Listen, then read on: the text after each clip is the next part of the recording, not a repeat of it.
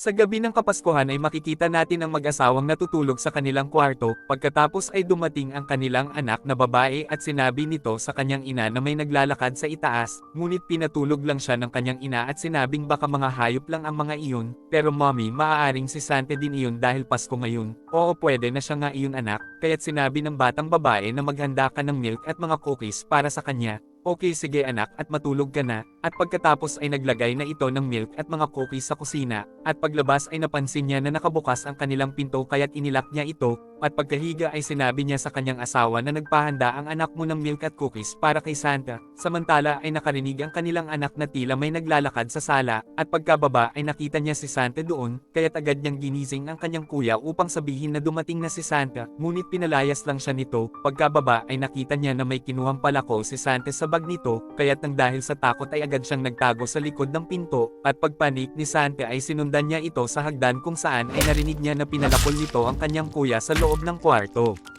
Pagkatapos ay pumunta na si Santa sa kwarto ng kanyang mommy at daddy, at makikitang pinagpapalako nito ang kanyang daddy kaya't nagising ang kanyang mommy na puro dugo ang kanyang kamay, at laking takot ng kanyang mommy nang makita nito si Art the Clown na nakasuot ng damit ni Santa kaya't agad itong tumakas habang nagsisisigaw, at nag-iiyak ito nang makita niya na putol-putol na ang kanyang anak na lalaki sa kwarto nito, at agad niyang binuksan ang pinto sa sala upang makatakas, ngunit bigla siyang pinagpapalako sa likod at pinagputol-putol ni Art the Clown, at pagkatapos siyang mapatay nito ay kumain na ito ng milk at cookies. At habang naghuhugas ng plato ang demonyong Santa ay narinig niya na may gumagalaw sa ilalim ng banggera, at pagkakuha ng dugwang palakol ay binuksan na niya ang cabinet upang tapusin ang batang babae na nagtatago dito, at pagkatapos ng 5 taon ay ipinakita ang isang pulis na nakakita kay Art the Clown na duguan at walang ulo, kaya tinawagan niya ang kanyang team at nagpatuloy siya sa pag-iimbestiga, at pagkatapos ay bigla siyang inatake ng walang ulo na si Art the Clown at pinatay, at ilang sandali ay sumakay na ito sa train, at makikitang ikinabit niya sa kanyang leeg ang ulo ng pulis na pinatay niya kanina,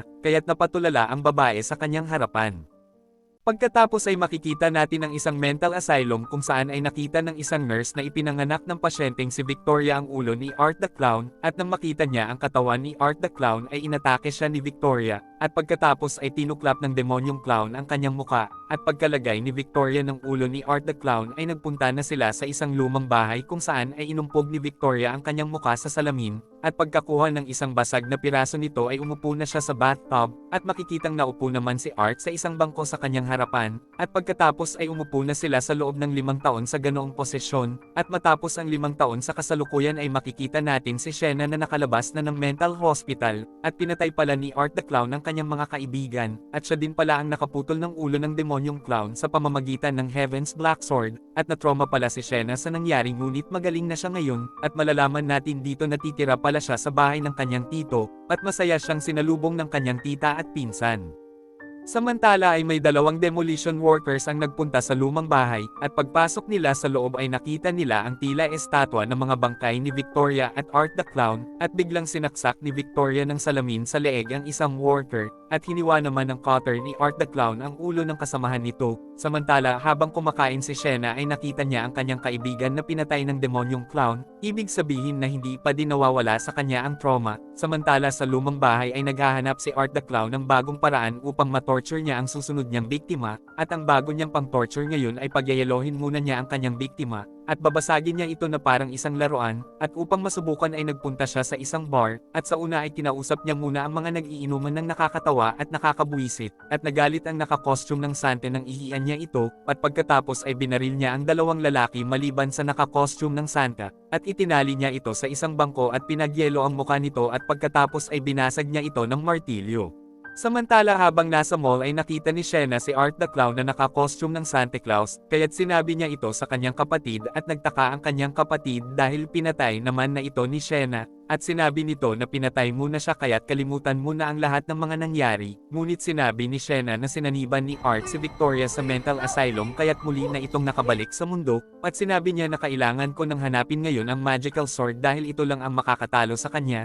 Samantala sa mall ay nagbigay ng mga regalo si Art sa mga bata, at natakot ang lahat at ang mga ina ng mga bata dahil kakaiba at hindi naman iyon ang Santa na nakaupo kanina, kaya't agad na pinalayas ng guard si Art, at nang buksan ng mga bata ang mga regalo ay bigla bigla silang nagsasabugan dahil bomba pala ang laman ng mga ito, kaya't namatay ang lahat ng mga tao sa mall. Samantala ay nakuha na ni Shena ang magical sword ng kanyang ama at itinago niya ito sa isang gift box. At napanood din niya sa balita ang tungkol sa sumabog na mall, kaya't nang dahil sa pag-aalala ay tinawagan at pinauwi niya ang kanyang kapatid. Sinabi ng kanyang kapatid na nakuha mo ba ang magical sword? Oo, nasa akin na at umuwi ka na dito. At sa banyo ay pinatay ni Art ang kaibigan ng kapatid ni Shena sa pamamagitan ng isang chainsaw, at pagkatapos ay winasak niya ang mukha nito, at hinati din niya sa gitna ang katawan ng boyfriend ng babae, at sa bahay ay nakita ni Shena si Victoria sa kusina at kinutol naman ni Art ang ulo ng kanyang tito, at pagkatapos ay inatake siya nito, kaya't agad niyang tinakbo ang magical sword ngunit nawalan siya ng malay nang pukpukan siya ng martilyo ni Art. At nagising na lang siya na nakatali sa isang bangko, at nakita din niya na nakatali ang kanyang tita Jess sa kanyang harapan. Tinanggal ni Victoria ang tape sa bibig ni Jess at pagkapukpok ni Art ng tubo sa bibig ni Jess ay ipinasok niya ang mga daga sa tubo. Pagkatapos ay hiniwa ni Victoria ang leeg ni Jess kaya't lumabas ang mga daga sa hiwa. Inilagay ni Victoria ang korona sa ulo ni Shena at sinabing ulo ng kapatid mo ang nasa lamesa, kaya't nang malaman ay nagsisigaw ng malakas si Shena. Pilit na sinasaniban ni Victoria si Shena ngunit malakas ang pananampalataya ni Shena sa Diyos kaya't hindi niya kinaya ito. Gustong patayin ni Art si Gabby sa harapan ni Shena, ngunit sinabi ni Gabby na nakikiusap ako na bago ako mamatay ay payagan niyo akong mapabuksan kay Shena ang aking regalo. Alam ni Gabby kung paano mapapatay ang dalawa dahil nabasa pala niya ang diary ni Shena. At nang mabuksan ni Shena ang regalo ay bigla niyang inaspade sa leeg si Art, at inaspade din niya ang leeg ni Victoria. Pagkatapos ay inatake siya ng chainsaw ni Art kaya't sinangga niya ito ng kanyang magical sword at nagkaroon sila ng napakatinding paglalaban, at sa huli ay nagawa niya masaksak sa tiyan si Art, ngunit biglang bumuka ang sahig at nahulog dito si Gabby, kaya't iniwan niya si Art sa pader upang matulungan niya si Gabby. Pagkatapos ay hinawakan niya ang talim ng espada at sinabi niya kay Gabby na humawak ka dito, at dahil sa pagdurugo ng kanyang kamay ay nahulog sa impyerno si Gabby habang hawak nito ang espada, kaya't sobrang nalungkot si Shena sa nangyari sa kanyang pinsan.